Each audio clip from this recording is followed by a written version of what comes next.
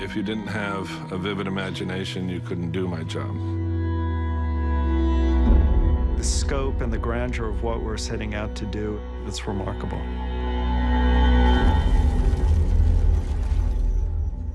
VFX brings all the components that can't be shot in the normal course of production. Whether it's adding characters, or whether it's adding environments, whether it's completing sets, whether it's creating whole scenes. There are worlds that are much larger than we can manufacture on a soundstage or even at a location. And visual effects adds that end of the storytelling, allows us to see Jamie on a ship sailing into King's Landing Harbor, Danny riding off on a fire-breathing dragon.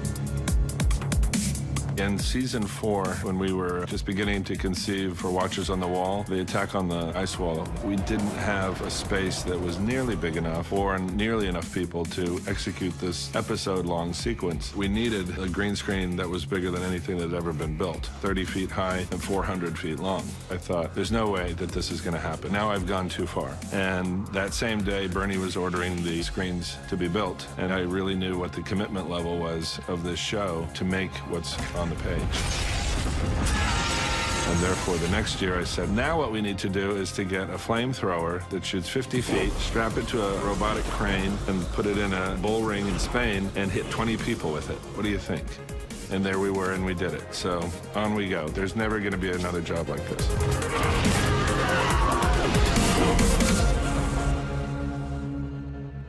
The visual effects industry has become very computer-reliant and technological, but one of the things we like to rely on is shooting organic elements. When we shoot our fire-breathing dragons, we shoot fire. You get the light reacting the way it would and should. You get the interaction between the fire and the stunt players. When 1-1 is shot, we want 1-1 to look twice as big, so the camera needs to be half as high and half as far away.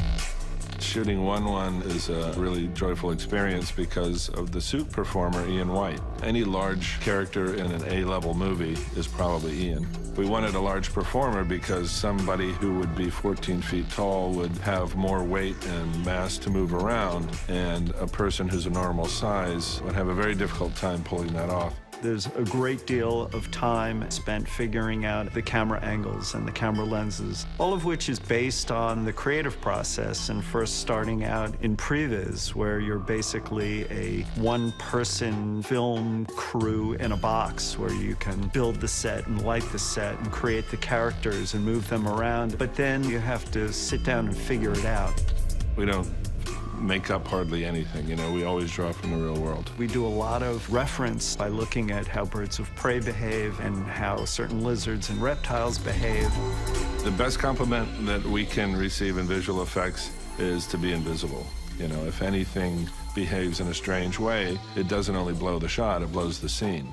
We can't cause the audience to blink at any point, so our work has to really, really be great.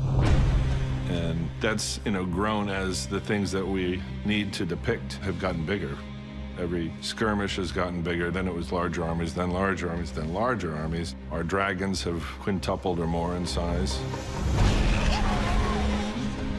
The show seems to be a lot bigger than it used to be. We're shooting 3 units. We used to shoot 2 units. Our team has had to grow to keep pace with it. It's grown every year anyway, but this year it's kind of exploded. I have a buddy of mine who's producing the visual effects on a giant movie, and I asked him how many units they have. He said, what do you mean? We just have 1 unit. It's like, really?